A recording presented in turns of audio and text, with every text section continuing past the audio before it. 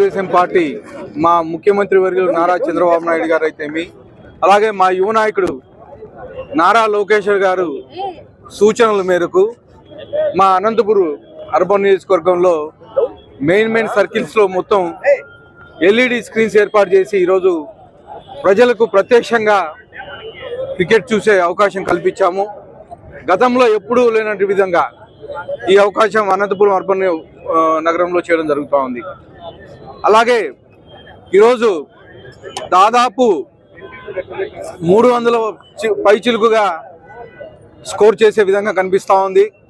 ముఖ్యంగా మా యువ నాయకుడు బాంబే వెళ్ళి మా ఫ్యామిలీతో మా మేడం గారితో కలిసి బాంబే వెళ్ళి ఈరోజు అక్కడ ఆల్ ది బెస్ట్ చెప్పడం జరిగింది.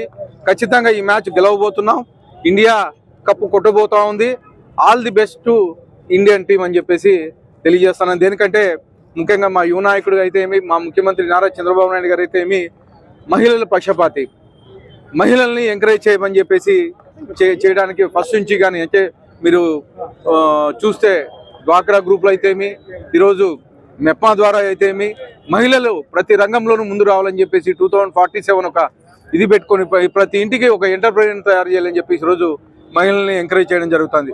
దానిలో భాగంగా ఈరోజు ప్రతి కాన్స్టిట్యున్సీలోనూ మా తెలుగుదేశం పార్టీ తరఫున ప్రతి సర్కిల్లోనూ ఈరోజు ఈ ఎల్ఈడి స్క్రీన్స్ ఏర్పాటు చేయడం జరిగిందని చెప్పేసి